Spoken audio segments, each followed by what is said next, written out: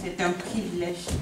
Chaque fois que j'ai l'occasion de me tenir devant les enfants de Dieu, c'est vraiment un privilège. Et je prie que personne ne sorte d'ici aujourd'hui comme il est rentré. Parce que quand on vient à la rencontre de notre Dieu, quand on touche Jésus, c'est impossible qu'on parte comme on est arrivé. Amen. Ça, c'est impossible. Et ma prière pour vous et moi, c'est que le Seigneur nous rencontre. Au travers de mon histoire, au travers de sa parole, qui est la vérité, qu'il nous rencontre. Je viens d'une petite famille, non, d'une grande famille. Je suis née au Cameroun, c'est dans l'Afrique centrale, un peu côté de l'Ouest, parce qu'on a quand même l'océan, une bordure sur l'océan Atlantique. Et je viens d'une famille de 10 enfants. Je suis au beau milieu, cinquième. Et le Seigneur a fait de grandes choses dans ma vie. Je suis née dans une famille animiste. Qui sait ce que c'est qu'une famille animiste? Les animistes. Pas Jean-Yves.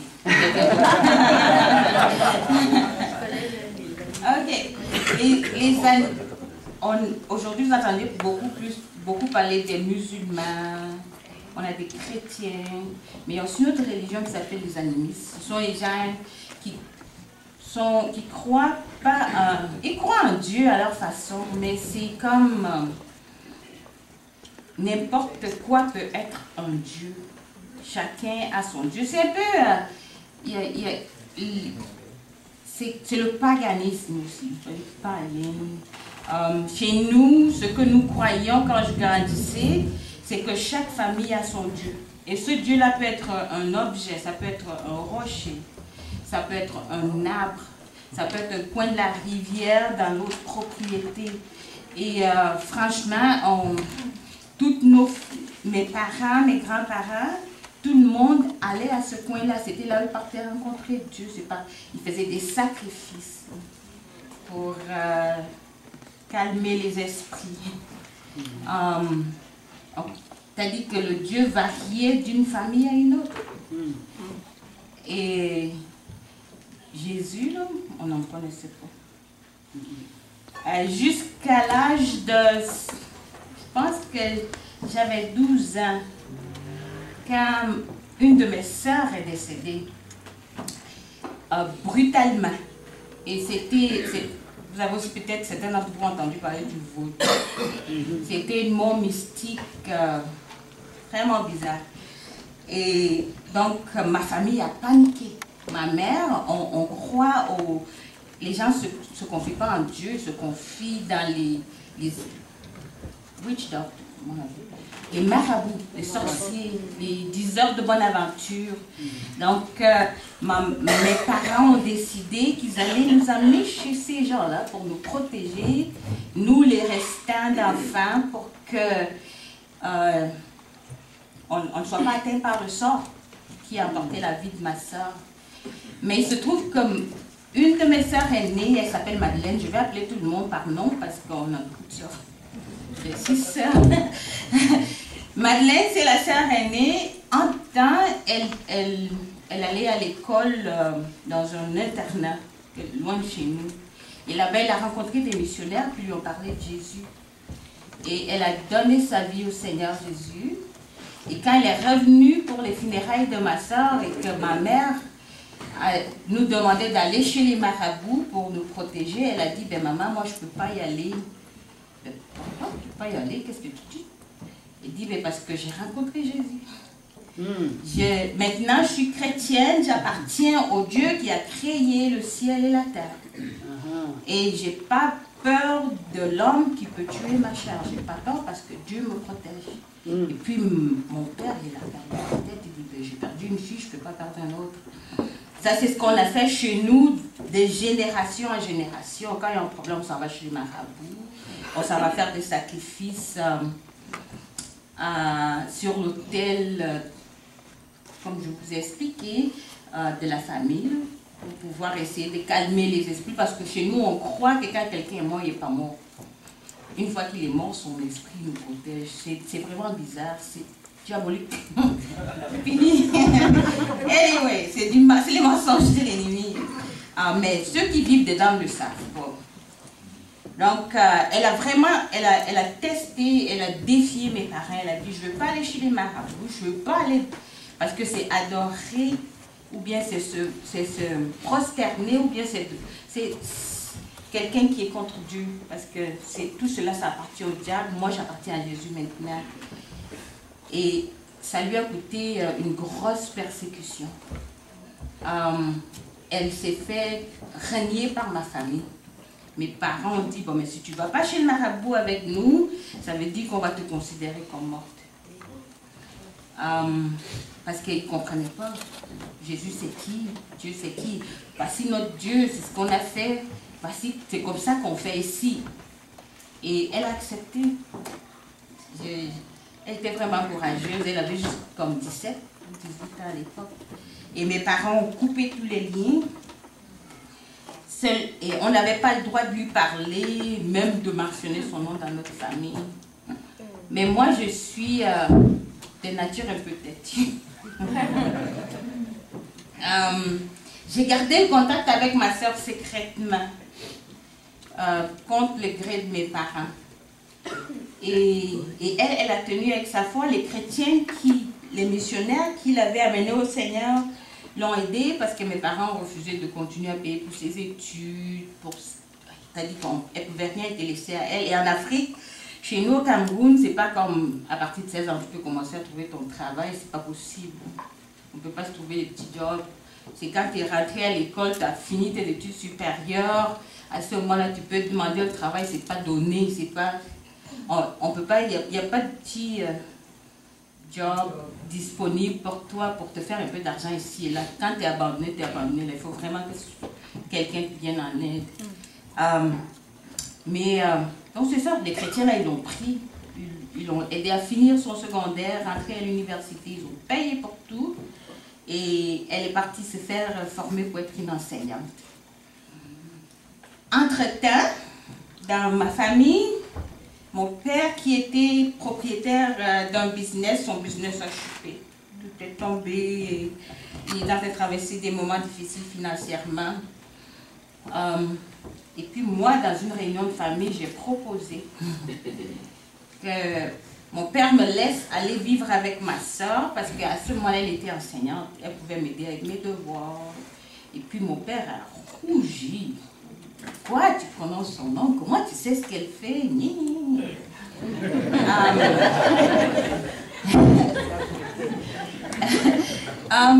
Mais je réussis toujours à voir souvent, la plupart du temps, qu'est-ce que je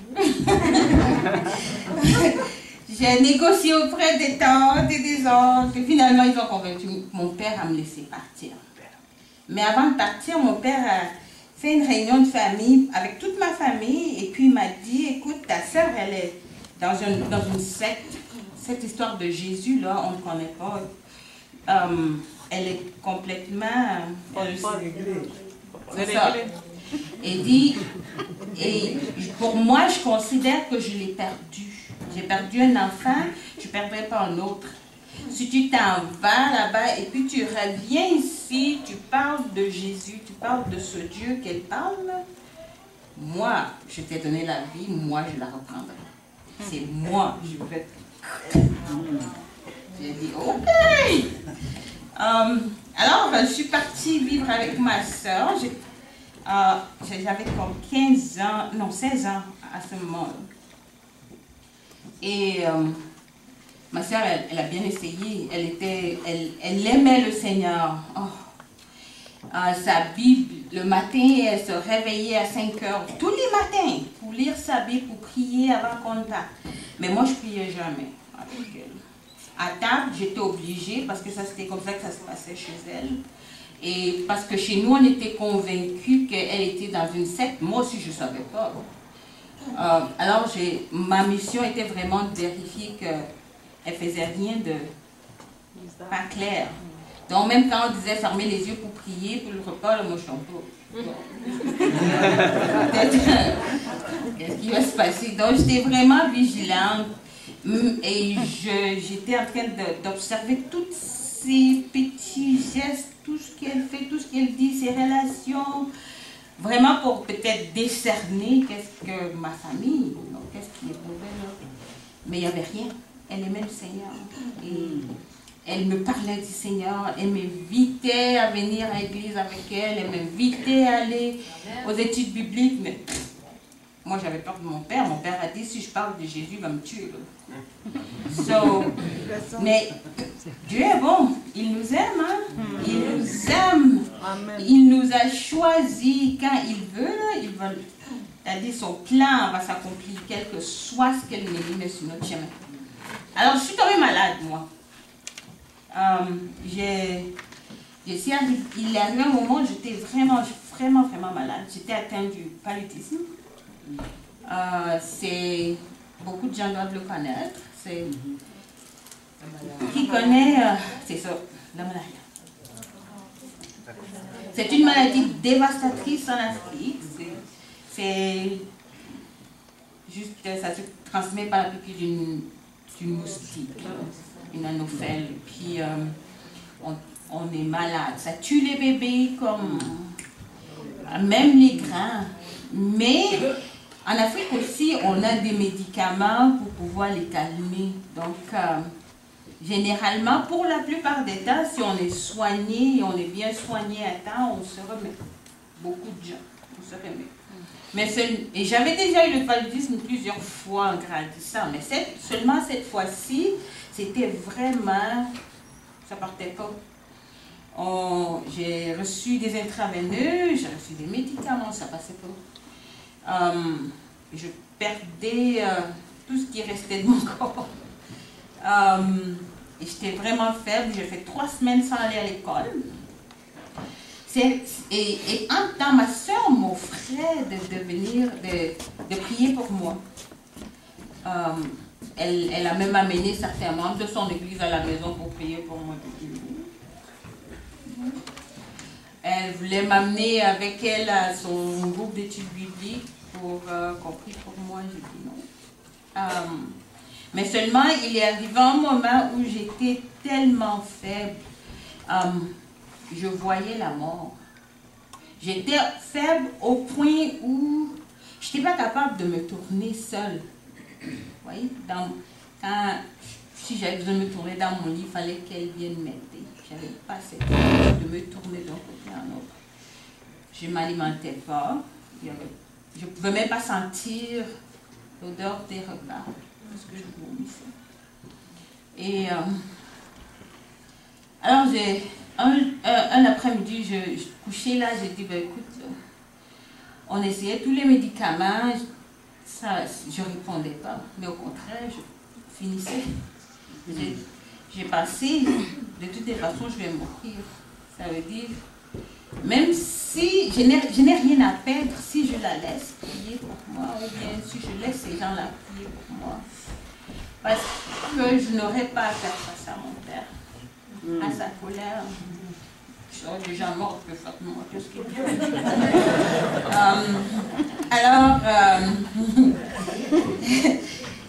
Donc, c'était un dimanche après-midi, j'ai dit à ma soeur, écoute, tu peux m'amener. Je vais aller avec toi à ton étude biblique et tu pourrais prier pour moi. Alors, elle a fait venir des gars parce que j'ai dit, je ne suis pas capable de me bouger, donc je ne pouvais pas marcher. Ils m'ont transporté jusqu'à un taxi et puis on est allé à l'étude biblique. Là-bas, cet après-midi-là, c'était un groupe de jeunes. Ils avaient un orateur qui ne venait pas de la ville, comme moi qui viens ici aujourd'hui. Et puis, quand nous sommes même arrivés en retard, le monsieur était déjà devant en train de parler. Et on s'est assis derrière. À un moment, au milieu de son intervention, il a arrêté et dit, bon, mais le Seigneur, il dit qu'il y a quelqu'un qui est vraiment malade ici. Et je voudrais le guérir. Je veux guérir la personne juste pour lui montrer que je suis vivant, que je suis vrai. Il a dit, ben, c'est qui cette personne? Il a demandé 3 fois. Moi, je résistais. Moi, je ne sais pas de quoi il parle. À un moment, c'est ma soeur qui a levé mon bras. Et monsieur est venu à côté de moi. Il a dit, c'est ce que je ressens du Seigneur. Il dit qu'il veut te guérir juste pour te montrer qu'il est vrai, qu'il est vivant. Est-ce que tu peux me permettre de prier pour toi? Parce que Dieu, là, il est le même hier, aujourd'hui, éternellement. Amen. Ce qu'il a fait avant, il peut le faire aujourd'hui. Oui. Et il va continuer de le faire. Alors j'ai dit, oui, pourquoi pas. Et il s'est tenu devant moi, il a prié pour moi. Et quand on parle de instantané, c'était instantané.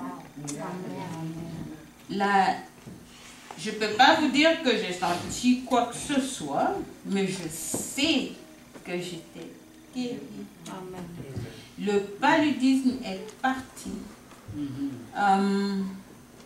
Comment est-ce que je me suis ressentie juste après? C'est que j'ai eu une faim que... Oh, mais j'étais en train de crever de faim. Ça faisait plusieurs jours que je n'ai pas mangé, que je n'ai pas bu. Ils ont dû aller me chercher quelque chose à boire pendant l'étude, avant que ça ne finisse. Bon. Mais le Seigneur m'a rencontré. Je suis rentrée, je suis sortie de là en marchant. Et depuis ce jour-là, ça fait quoi, 18 ans? 17? Je me rappelle pas. Ça fait longtemps. J'ai plus jamais eu de paludisme. J'ai plus jamais été atteinte par la maladie. Moi, j'aime dire aux gens que Jésus m'a immunisé. Donc, quand je vais, pendant que j'étais encore au Cameroun, et même dans d'autres pays d'Afrique, on allait dans beaucoup de coins où les gens dormaient dans le moustiquaire, et même avec ça, ils attrapaient le paludisme. Mais moi, j'en ai jamais eu. Et je crois fermement que je n'en aurai plus. Jamais. Jusqu'à ce que je meure. C'est fini pour moi, là. Des fois, je suis tentée. Quand je m'en vais chez nous et que je vois un moustique me piquer, c'est pas pour moi. C'est pas pour moi. C'est pas pour moi. Mais Jésus m'a guéri. Et c'est comme ça que Dieu m'a rencontré la première fois. Il m'a rencontré au travers d'une guérison. Et il a guéri mon corps. C'était le début de mon processus. Quand je pense à ce jour-là, à la fin de la soirée, il est venu me voir pour me demander est-ce que tu aimerais ça, donner ta vie à Jésus, parce que maintenant que tu vois qu'il est vivant. Moi, je pense, j'ai immédiatement pensé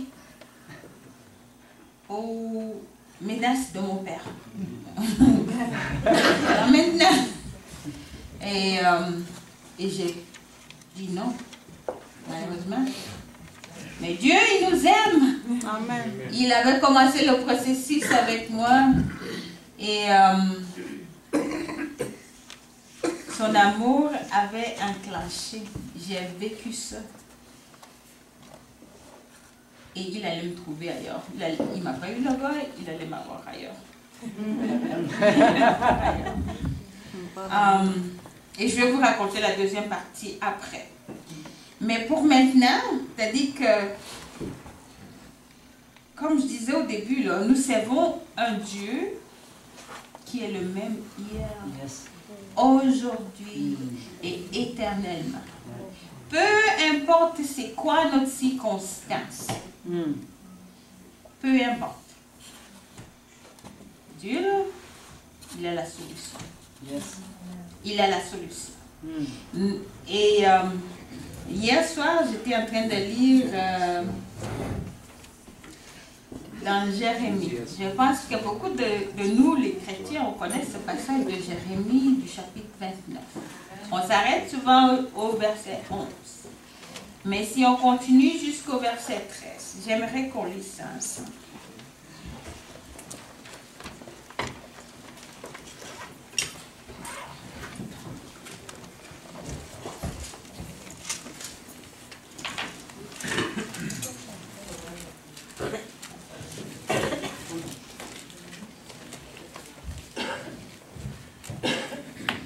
Est-ce que quelqu'un a trouvé? Quelqu'un pourrait lire pour nous, s'il vous plaît, le verset 11 au verset 13 de Jérémie. 29.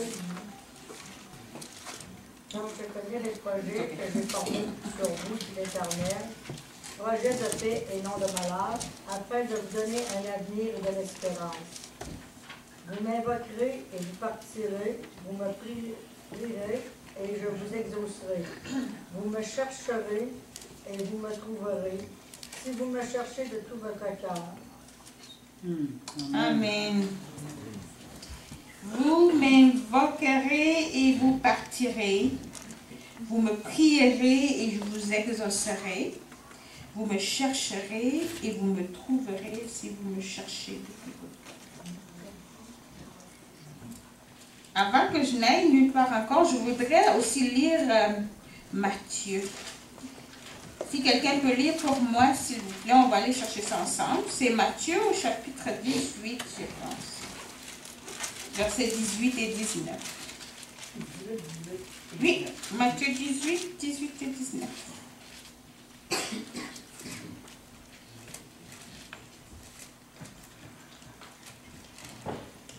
Je vous le dis en vérité, tout ce que vous lirez sur la terre sera lié dans le ciel, et tout ce que vous délirez sur la terre sera délié dans le ciel. Je vous dis encore que si deux d'entre vous s'accordent sur la terre pour demander une chose quelconque, elle leur sera accordée par mon Père qui est dans les cieux. Amen. La façon dont je regarde la parole de Dieu pour nous, elle est tellement remplie de promesses. De promesses. Et à ce moment où Dieu me guérissait, je n'étais pas au courant de tout ça. Mais maintenant, avec le temps, j'ai appris. Et nous aussi, je pense que nous connaissons ça. Les promesses de Dieu sont disponibles pour chacun d'entre nous. Amen. Et Dieu, il est juste prêt. Il est prêt, il est disposé. À chaque moment, il attend juste que nous, on puisse taper là-dedans. C'est acte et conséquence. Je demande, il donne. Je cherche, il se laisse trouver. Je l'invoque, il m'exauce. Dieu, il n'est pas menteur. Il est Dieu de vérité. Amen. Et sa parole est pour nous aujourd'hui. Et je pense que la plupart du temps, l'ennemi nous a voilés avec les occupations, avec les problèmes, avec nos dettes, avec nos maladies, avec nos oppressions. Et on regarde, on voit tous nos problèmes sont gros de même. Mais Jésus, il est au-dessus de tout ça. Moi, je vois ça comme un compte en banque. Vous imaginez qu'il y a un compte qui est disponible avec autant d'argent. On dit, c'est pour toi. Est-ce que utilise-les quand tu veux? Mais c'est comme tu passes le temps à aller travailler pour 10 pièces de l'heure. 20 heures par semaine, quand il y a un compte avec 3 millions de dollars pour toi, quelque part. Et, tu ne vas pas chercher pour tes besoins dans ton compte, tu vas sur le soleil, et épuiser l'énergie, tu n'as pas besoin d'épuiser pour ça. C'est quand il dit, Le passage que Rita a lu, si deux d'entre vous s'accordent pour demander quoi que ce soit, ça peut être la guérison, ça peut être la prospérité, pourquoi pas? Ça peut être, pour ceux d'entre nous qui sont célibataires, un bon conjoint, un qui vient de Dieu. Ça peut être, je sais pas, les besoins sont pour chacun. You know? Ça peut être la paix du cœur. Ça peut être la délivrance de la peur, de l'anxiété, ça peut être, c'est infini. Là. Mais le Seigneur dit, quel que soit ça, quel que soit notre besoin, si nous on vient, on lui demande, vous m'invoquerez et je vous répondrai. Amen. Il est fidèle. Je pense que en tant que chrétien, on ne s'en va pas chercher suffisamment. Et ça, c'est pour moi aussi. Qu'est-ce que Dieu a à notre disposition? Parce que si la première personne vers qui on se tournerait, si une situation qui nous dérange, une situation qui nous fatigue, au lieu de se plaindre, au lieu de s'emballer dans le négatif, qui nous emballe, c'est comme une prison, ça finit pas. On voit, si on veut voir les négatifs dans nos situations, là, ça va être beaucoup. Ça finit pas. Mais si on décide de voir que Dieu, il est plus grand. Dieu, il est plus grand que mon problème, que la rébellion de mon enfant. Il est plus grand que mes finances asséchées. Il est plus grand que mes problèmes dans mon mariage. Il est plus grand que tout ça. Quelle que soit ma situation. Il est plus grand que ma maladie. Que les diagnostics que le médecin m'a donnés. Dieu, il tient le monde dans ses mains. Et il me dit, viens en moi. Demande et je te donne. Ça demande l'action. Il y a beaucoup d'histoires dans la Bible. Un autre aussi que je regardais, c'est la femme avec la perte de sang dans l'histoire de Marc au Marc 5. Vous voyez, et puis dans le même livre, il y a Jairus. Sa fille était malade et Jésus est dans la foule et tout le monde est en train de se presser pour venir voir. C'est des obstacles pour venir voir Jésus. Mais la femme qui était malade, elle avait la foi dans son cœur parce qu'elle avait déjà dépensé son argent partout, elle avait déjà essayé toutes les autres solutions. Ça n'a pas fonctionné. Elle a résolu dans son cœur, si je peux seulement toucher son vêtement. Si je peux. Ça, c'est action. Foi. Si je peux aller chercher. Si seulement je peux faire ça. C'est que il va me guérir. Et elle l'a fait. Elle a bousculé. Elle n'a pas eu honte de... Laisse-moi passer. Ça, c'est ma chance. Ça, c'est mon occasion. Ça, c'est mon temps. Elle a sauté dessus. Et le résultat a été immédiat.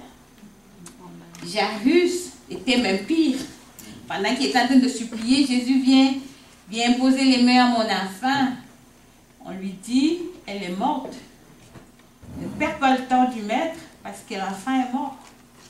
Mais lui, il avait la foi. Il ne regardait pas ses circonstances. Des fois, nos circonstances peuvent paraître aucun espoir. Ça peut paraître comme perdu. Mais ce n'est pas perdu pour Jésus. Si on continue de s'accrocher, il veut délivrer. Et le pouvoir qu'il a utilisé à ce moment-là, il l'a encore maintenant. Il est à notre disposition. Il faut juste que nous, on le demande. Il faut qu'on ait la foi. Qu'on ne regarde pas à nos circonstances, qu'on ne regarde pas aux autres. Chacun d'entre nous est unique. Ce que Dieu a pour moi, c'est parce qu'il a pour toi, c'est parce qu'il a pour toi. Mais il faut que j'aille le chercher. Ça prend une action. La foi, ça prend une action. Dieu veut nous guérir. Il veut nous délivrer. Il veut nous libérer. Il veut ça pour nous. Il dit que quand on est en lui, on est libre. Et, mais ça craint que nous, on fait le pas. On fasse le pas. On aille le chercher. Si on ne le cherche pas, la femme n'est pas restée chez elle et dit, oh, pauvre de moi, ça fait 12 ans que je suis malade, ça va nulle part. Elle a continué jusqu'à ce qu'elle trouve.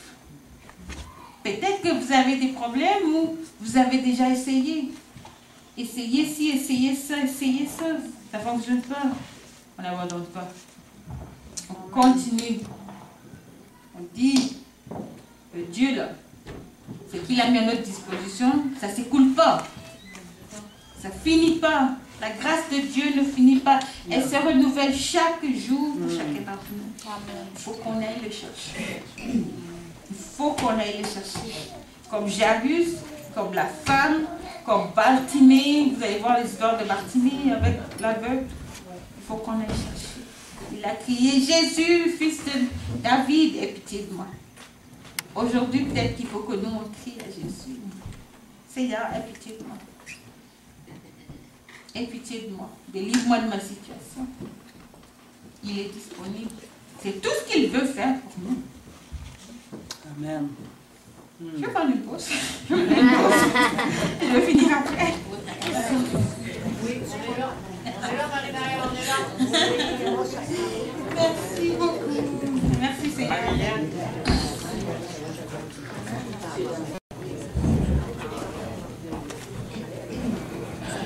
Ok.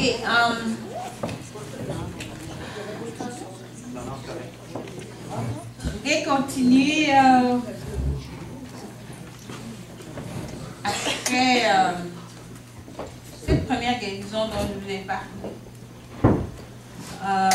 Où le Seigneur m'a délivré, m'a guéri, immunisé. C'est fait. Amen.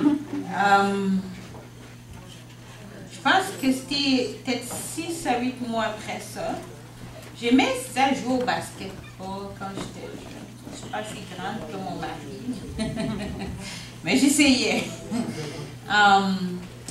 Et j'ai eu un accident sur le terrain et je me suis cassé le bras. C'était mon bras droit et on a dû me mettre oui, ce n'est pas un casque, mais tu vois comme on met 2 machins comme ça et on porte autour du cou pour immobiliser le bras. C'était tout afflé. Je n'étais pas capable d'écrire, d'utiliser un crayon, de faire quoi que ce soit. On le garder comme ça pendant au moins 4 semaines. Et dans mon école secondaire où je fréquentais, ma voisine de bas était chrétienne. Et elle allait elle fréquentait la même église que ma grande sœur. Et elle me poussait tout le temps. Jésus aussi. Faut venir à l'église, viens au moins l'essayer. T'as vu comment il t'a guéri? Parce que ça, c'était une affaire que tout le monde connaissait. Et puis, dans cette période-là, il y avait un évangéliste itinérant qui était connu pour l'onction de guérison que Dieu avait sur sa vie. Mais alors, il a prié pour des cas. Vous me prendrez peut-être pour menteur. Parce qu'il a prié pour une madame, il était dans un accident. Et puis, quand la madame était chrétienne, son mari n'était pas, et il détestait tout ce qu'il avait à faire avec la foi. Et il a amené cette dame-là à une conférence chrétienne. Et en route, en retournant, ils ont fait un accident. Et le cœur de la madame s'est arrêté. Les ambulanciers, en Afrique, ça ne vient pas dans 5 minutes. Ça arrive dans 1h30, quand ils viennent, parce que c'est pas tout le temps qu'ils viennent. Vous êtes chanceux, ça arrive. Quand ils sont arrivés, le monsieur était accroupi avec sa femme et puis les autres membres de son équipe au-dessus du corps de cette femme qui était sans vie. Il priait, il pleurait.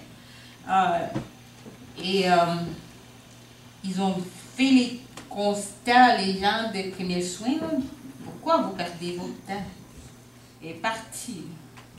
Mais il était sur ses genoux, il criait, Seigneur, tu ne peux pas la prendre, pas maintenant, son mari va me tuer. Et il a insisté avec toute son équipe, et puis la femme a... le Seigneur l'a ressuscité devant ses médecins. C'était comme, oh, est-ce que ça se fait encore? Et, mais le monsieur, il y avait des histoires, des témoignages qui étaient comme, Seigneur Jésus. Alors, il est venu dans notre église, moi je n'étais pas à l'église, c'était l'église de cette jeune fille avec qui j'étais à l'école. Il avait une soirée d'évangélisation et de prière. Et beaucoup de gens, et lui, il aimait vraiment parler de la puissance de guérison du Seigneur. Il dit, dans la promesse de Dieu, il dit, allez, faites de toutes les nations les disciples. Baptisez-les, mais aussi, vous prierez pour les malades, ils seront guéris. Et il y a beaucoup de ces promesses. Donc, ma camarade, alors, elle m'a invitée à cette soirée-là. C'était le bruit de notre petite ville. Est-ce que tu vas y aller? Est-ce que tu ne veux pas y aller? Donc, on est parti ce soir-là, ma soeur, et il y avait de la foule. Les gens qui amenaient leur famille qui étaient malades. Il y avait des gens qui étaient aveugles, de l'Afrique, qui étaient sourds. Avec toutes sortes de maladies. Moi, je pense que je suis allée beaucoup plus pour le show, parce que je voulais vraiment voir qu'est-ce qui allait se passer. C'était la curiosité d'une jeune fille. Je voulais la satisfaire, ma curiosité. Alors, cette soirée-là, il était sur son estrade, il marchait open air. Et il parlait des promesses de Dieu, comment est-ce que cette puissance-là est là pour nous rencontrer chacun. Et il a dit, venez à moi, vous tous qui êtes fatigués, chargés, je vous donnerai du repos. Un repos de tous vos problèmes, physiques, émotionnels, spirituels. Dieu veut nous donner le repos. Et quand il a fait toute sa prédication, ce qui m'est resté avec moi ce jour-là, c'était que Dieu n'a pas de petit-fils. Dieu, la relation avec lui, là, c'est toi et puis lui. C'est moi et puis lui. C'est pas parce que mon parent est chrétien, c'est pas parce que ma soeur, c'est pas parce que ma mère est chrétienne que mes enfants. Il faut que chacun puisse avoir sa relation. Je peux être un pasteur. Si mon enfant n'a pas sa relation avec Dieu, Dieu n'a pas de petit-fils. C'est chacun, personnellement. Et il a dit, avant qu'il ne lance l'appel, qui va donner sa vie à Jésus, qui va le suivre. Parce que si on ne suit pas Jésus, on n'aime pas beaucoup parler de l'enfer, c'est dans notre monde d'aujourd'hui, mais c'est une réalité. La Bible le parle. Il y a deux chemins. L'un s'en va chez Jésus, l'autre s'en va en enfer. End of the story. C'est comme ça. Et le choix se fait maintenant. C'est pas pour effrayer les gens, c'est la réalité. C'est la vérité. Et je pense pas que... C'est pas peut-être des gens qui choisissent, mais anyway, moi je conseille Jésus.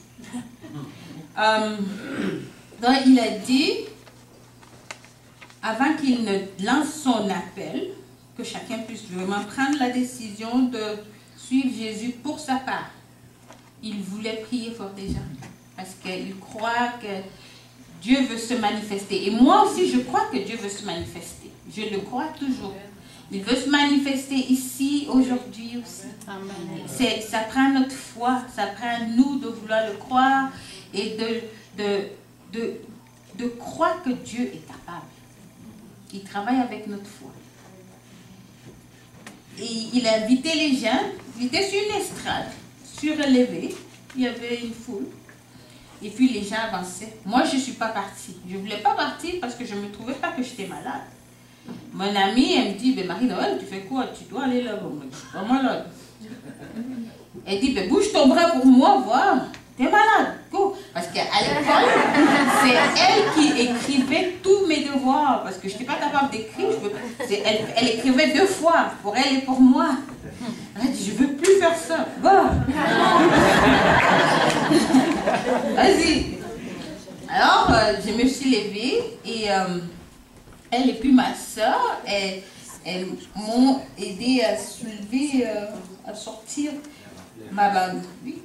C'était pas juste ma foi, c'était la leur. Moi, je pense pas que j'en avais vraiment. Mais, et puis, je faisais vraiment attention. Je tenais mon bras là pour se bouger. Alors, j'ai avancé et il y avait un paquet de personnes autour de moi. Je me rappelle clairement, il y avait une madame autour de moi avec le goitre. Qui connaît c'est quoi le goitre? C'est ça, c'est-à-dire que c'est une condition quand on a manqué de l'iodine. Ça gonfle comme un petit ici, puis ça grossit au fur et à mesure. Tu vois. En Afrique, vous trouverez des gens comme ça. Le cou, c'est comme une tumeur même. Hein. C'est gros, ça se peint au cou comme ça. Elle tenait tout autour de moi. Et moi, j'essayais vraiment que personne ne touche à cause de mon bras. Ne m'étouffez pas. Et puis le monsieur, il a prié. Il a prié, il a invité la puissance de Dieu, guérissante. Et il a touché même personne ce jour-là. La première prière, ils avaient prié pour moi. Il y a des fois, Dieu dit imposer les mains, mais il y avait une foule pour commencer. Il a dit Saint-Esprit, abat-toi, agis. Et quand il a fini, il a dit checkez vos corps, checkez qu'est-ce qu'il n'allait pas. Ben pas. Le moment avant qu'il ne dise checker, là, les gens criaient. C'était fou. Parce qu'il y avait des miracles qui s'étaient vraiment opérés. Et la madame autour de moi s'est écroulée parce que son cou, là, c'était devenu normal. Devant mes yeux. Tout le monde était comme en extase. C'est-à-dire que c'était fou. Les gens, les yeux s'ouvraient, les oreilles faisaient du bruit. Les gens qui n'ont jamais parlé avant, c'était comme... À ce moment-là, je me suis rendu compte que mon bras était ici, puis j'ai très vite, c'était mon premier réflexe, là, aller le porter pour le mettre là où il est supposé être. Mais je l'ai regardé, il n'était plus enflé. J'ai bougé, il était parti, il n'y avait rien. Amen. Mon bras était guéri. Et c'était comme... Oh, à ce moment-là, c'était comme une... Vous voyez la crainte du Seigneur. Je me suis rendu compte, ce n'est pas un jeu. On est en présence de quelque chose de plus grand que moi. C'était une réalisation de... Wow. Gloire à Dieu. Il y a quelque chose, c'est-à-dire que mon père, s'il veut, il peut me tuer maintenant. Alors, parce que Dieu, il est vrai. Amen. Mais on regardait autour de nous. Il dit, je pense que c'est pourquoi la Bible dit, voici les signes qui accompagneront ceux. Vous voyez, les signes les accompagneront et ça témoignera de la réalité. Dieu, ce n'est pas une entité dont on parle. Il est vrai. Yes. Il est réel. Oui. Il agit. Amen. Et il ne fait pas d'acception de personne. Absolument pas. Et ce n'est pas parce qu'on l'a mérité. Moi, je ne méritais pas, je n'avais même pas la foi le jour. Mais il l'a fait à cause de son amour. La grâce est imméritée. On ne peut jamais la gagner. Je pense qu'aujourd'hui, dans notre monde, spécialement le monde occidental, les gens aiment travailler pour tout. Quand tu donnes quelque chose à quelqu'un, tu dis, oh donc ça, merci. En Afrique, là, nous on dit merci. Est-ce que je peux avoir plus? Tu me donnes encore. Alors qu'ici, on dit, je suis correct. Je peux le faire moi-même. Je suis correct. Il y a le bon côté, mais aussi le mauvais côté de ça. Parce que le Seigneur veut qu'on soit humble. Qu'on voie notre besoin. Qu'on crie et il va répondre. Et il va répondre. Et tout n'a pas besoin d'être prouvé. Et c'est une autre chose ici. Comment est-ce que tu penses que ça a fonctionné? Pourquoi est-ce que... On n'a pas besoin d'avoir les pourquoi de tout. La Bible dit que il faut avoir la foi comme un petit enfant. Les enfants, ils ne posent pas de questions. Je me rappelais l'autre jour, ma fille, elle vient dire, maman, le lait est fini. Est-ce que... Il n'y a pas de lait dans le frigo. End of the story. C'est fini. Elle a dit, 2 heures ou le lendemain, elle revient ouvrir le frigo. C'est pas parce qu'elle pense qu'il n'y a pas de lait là. Elle sait. Elle a dit à maman, le lait devrait être là. Parce qu'elle l'a dit. Et justement, il y avait du lait parce que quand elle a dit, j'ai pris une autre, j'ai acheté du lait. Parce que je veux pas que ma fille puisse en manquer.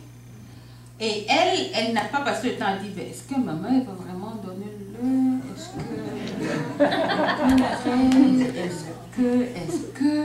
Parce que nous, vous voyez un peu, souvent, on veut poser, on a un besoin, au lieu de l'amener au Seigneur tel qu'on commence à voir toutes les probabilités.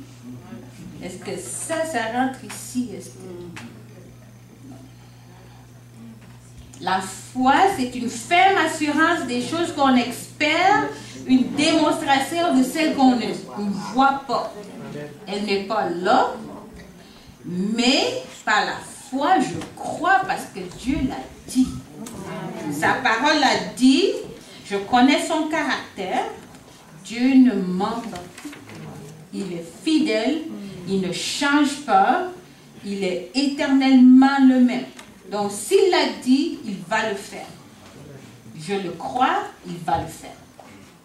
Il va le faire.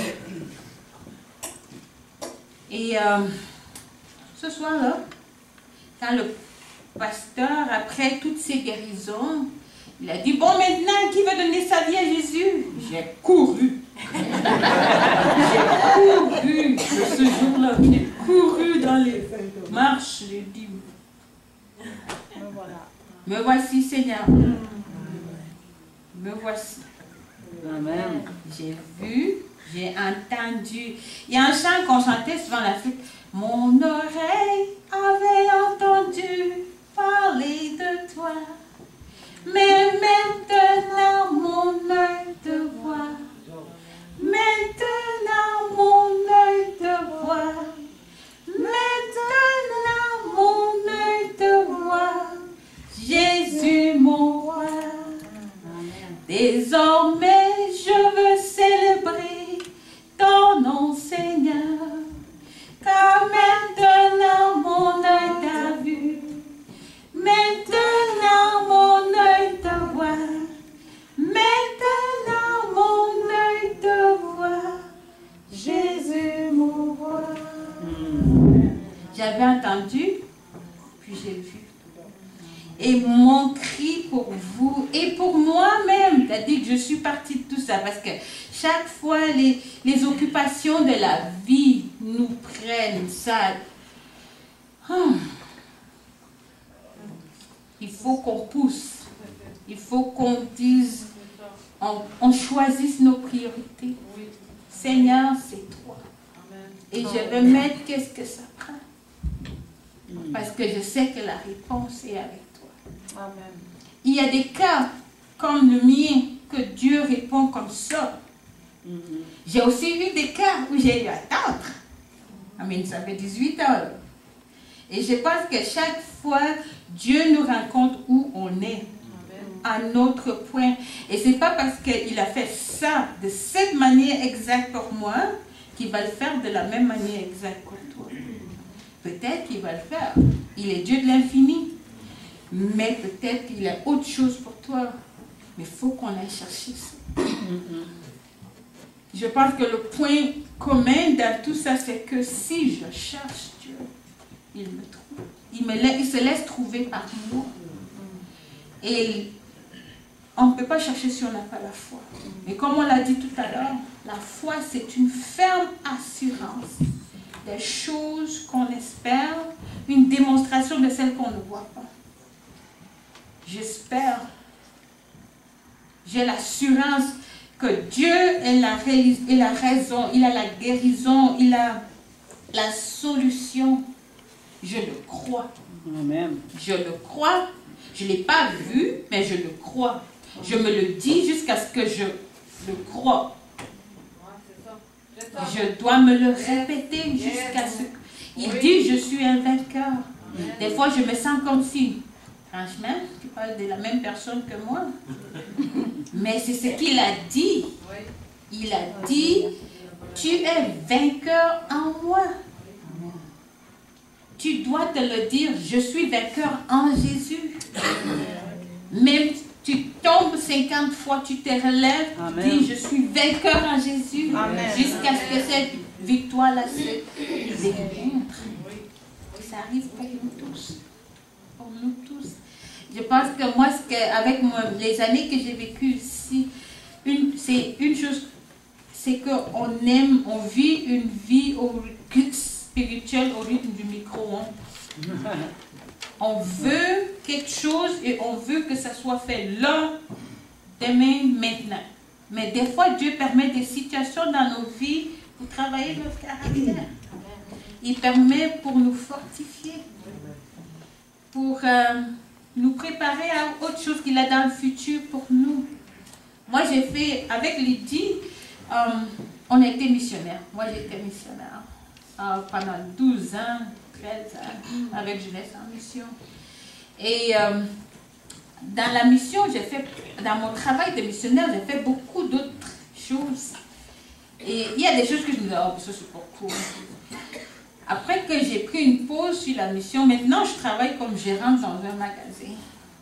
Et toutes ces petites affaires que je traversais, maintenant je vois pourquoi. Parce que Dieu me préparait pour ce que je dois maintenant pour gérer un tas d'inconnus qui sont...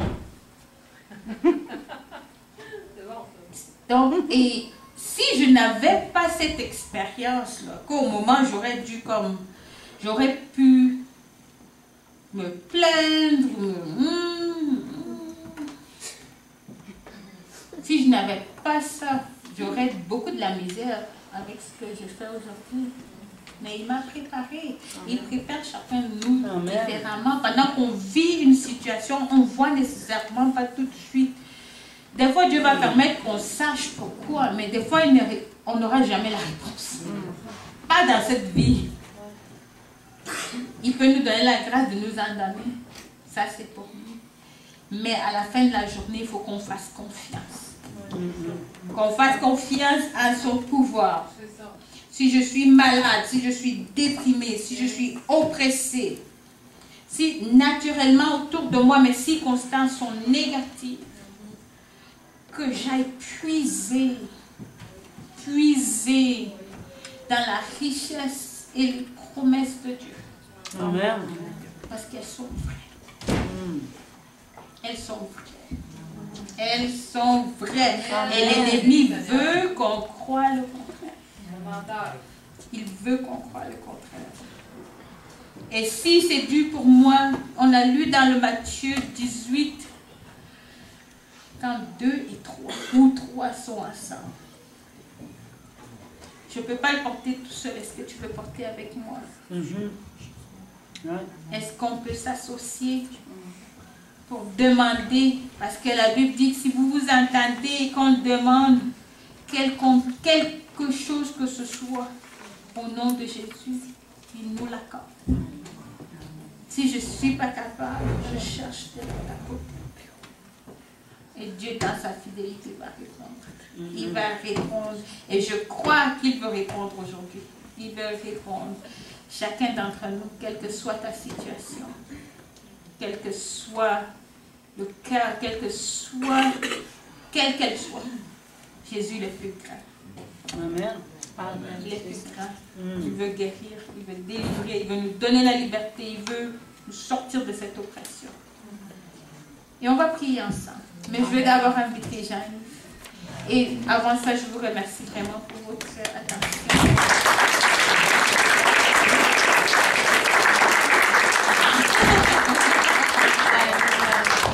Quelqu'un m'a demandé, et mon père, qu'est-ce qu'il a fait? Jean-Yves est venu. Quand je suis devenue chrétienne, je n'ai pas dit à mon père tout de suite. Je vivais comme à 200 km de lui. Alors on a décidé avec ma soeur que c'était la chose sage de ne pas lui en parler tout de suite. Il fallait prendre le temps que je m'affermisse dans le Seigneur pour pouvoir l'affronter plus tard. Je lui ai envoyé un traité. En Afrique, là, il y a le dépliant qui dit « Jésus t'aime ». Je lui en ai envoyé par la poste 2 ans après. Et puis, il a ouvert, il a remballé, il a remis dans une autre enveloppe, il l'a renvoyé. Ça m'a envoyé le message. Mais Dieu est bon. Mon père, il m'a... Finalement, quand je suis allée le voir, il était furieux. Mais, écoute, on a prié beaucoup, là. On a jeûné beaucoup, là. Et Dieu a touché son cœur. Il était fâché, mais il ne m'a pas tué. Je suis sûre. C'est ça. Mais Dieu, dans sa fidélité. Mon père est décédé il y a 8 ans. Mais avant de mourir, il a donné sa vie à Jésus. Il a dit, crois au Seigneur Jésus, tu seras sauvé, toi et ta famille. Et chaque jour, je criais ça. Mon père, c'était le plus loin de connaître Jésus. Mais Dieu l'a fait. Et l'année dernière, ma mère aussi s'est jointe à la gang. Toute ma famille est chrétienne maintenant.